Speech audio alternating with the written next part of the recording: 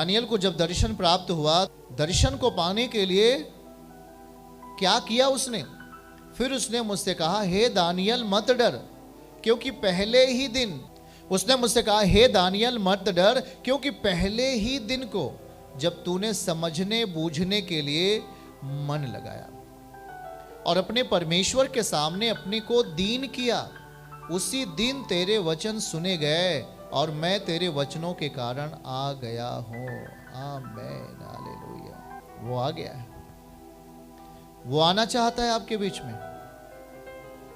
वो आपके बीच में रहना चाहता है, पर हम उसको कौन सी आंखों से देख रहे हैं, उसको किस नजरिए से देख रहे हैं? वो परमेश्वर है। दानियल उस चीज को निवारण पाने के लिए, जिससे वो डरा हुआ था, उस चीज का भेद जानने के लिए जब अपना मन लगाता है तो 21 दिनों के लिए वो खाना नहीं खाकर ऐसा निर्णय लेता है।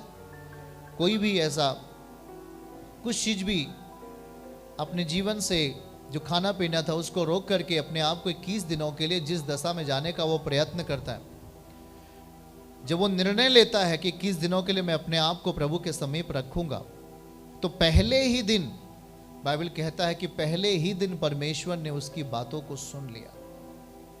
और कैसे सुन लिया?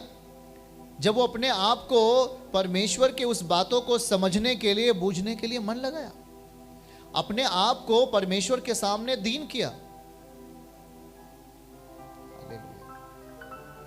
जब आज दीनता की बात आती है, नम्रता की बात आती है, तो मनुष्य उसे बड़े ही हल्के में ले लेता है। मनुष्य समझता है कि ये नम्रता कुछ भी नहीं है, दीनता कुछ भी नहीं, ये पागलपन है। कुछ लोग ऐसा समझते हैं, कुछ लोग मसीही भी ऐसा समझते हैं, पर मैं समझ रहा हूं कि यदि आप नम्र दशा में नहीं हो तो पहाड़ी उपदेश आपके लिए नहीं है। यीशु ने कहा जो नम्र है वह पृथ्वी के अधिकारी बनेंगे। मतलब अधिकार युक्त आप यदि बनना है, आपको पृथ्वी पर यदि अधिकार के साथ जीना है, सामर्थ्य के साथ जीना है, परमेश्वर के अनुग्रह के साथ जीना है, तो अपनी जिंदगी को नम्रता के परिभाषा में लेके चलना पड़ेगा। परिभाषा, नम्रता पागलपन नहीं है, नम्रता परमेश्वर के गुण है। आज वो दीन क्यों हो रहा है? दानियल 3 मीटिंग प्रार्थना करते थे, उपवास के साथ चलते थे, पवित्रताई के साथ जीवन जीने वाले व्यक्ति थे, पर वो आज जो उस परमेश्वर के दर्शन को पाने के लिए अपने आप को नम्र किया। आज जैसे बहुत सारे लोग सामने हैं, बहुत सारे लोगों ने अपने आप को नम्र किया है, पर आज पहले ही दिन में दानियल की प्रेयर सुन ली गई, आपकी प्रेयर भी सुन ली गई है, आपकी प्रार्थनाएं भी पहले ही दिन सुन ली गई हैं, क्योंकि आप दर्शन के साथ जीने का मन लगाया है। दर्शन की बातों को समझने और बूझने के लिए आपने अपने मन की इच्छाओं को प्रभु की ओर लगाया है। आपने अपने मन को कठोर नहीं किया, आपने दोषारोपण के साथ नहीं आया, आप जेलसी के साथ, जलन के साथ, ईर्ष्या के साथ, गुनाह के साथ नहीं, नम्रता के साथ, दीनता के साथ जब आप परमेश्वर के भेद को समझने का प्रयास आप करेंगे, बाइबल कहती है कि वो लिखा है, वो आ गया है आपके घरों में। आमीन। वो आपके घरों में आ गया है। लिखा है कि मैं तेरे वचनों के कारण आ गया हूं। आपके स्वभाव के कारण, आपके मन की तीव्रता के कारण, आपके मन की स्वच्छता के कारण, आपके मन के उस बड़ी इच्छा के कारण वो आपके घर में आ गया है। आमीन। वो आपके घर में आना चाहता है। इसलिए जो 21 दिन है ये पहले महीने का, दिखाइए उसको एजरा में क्या लिखा, 12वें दिन। हम उस पोस्टर को अगर देखें तो उसमें लिखा है कि पहले महीने के 12वें दिन। उस एजरा 8:31 में अगर देखिए, एजरा सफल यात्रा मांगता है प्रभु से, और वो अपने आप को उपवास की दशा में लेके चला जाता है। शत्रुओं को और मार्ग में घात लगाने वालों के हाथ से हमें प्रभु बचाएगा, ये वचन पूरा होगा। परमेश्वर के साथ आ रहा है, गंभीरता से इन चीजों को अपनी जिंदगी में वचन के साथ जीने का तैयार हो रहा है, प्रभु उसे आशीर्वाद से भरेंगे, उसकी यात्रा को सरल करेंगे, उसके जीवन की कठिनाइयों को निकाल कर प्रभु बाहर करेगा और उसके लिए अनोखा चमत्कार करेगा यीशु मसीह के नाम में। याद रखना, इसलिए हमें अपने आप को पूरी तरीके से तैयार करना है,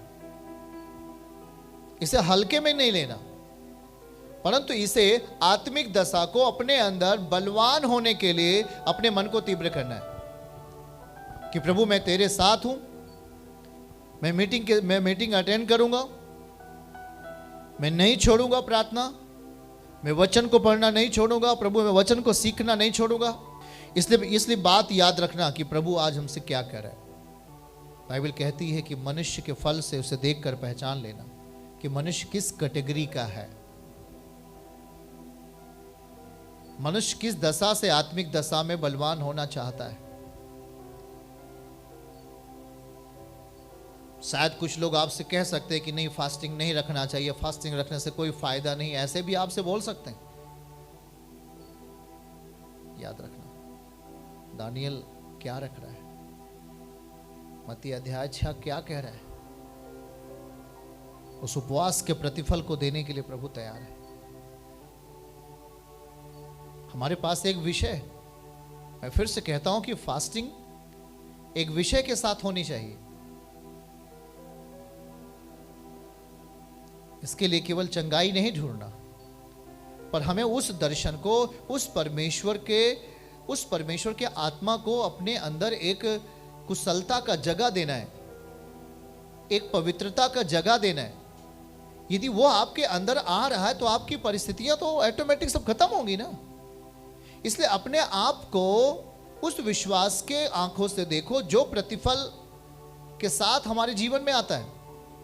उसमें संदेह को शामिल नहीं करो, उसमें चिंताओं को शामिल नहीं करो, परंतु एक बात सोच लो, उसके अधीन सब कुछ कर दिया गया है।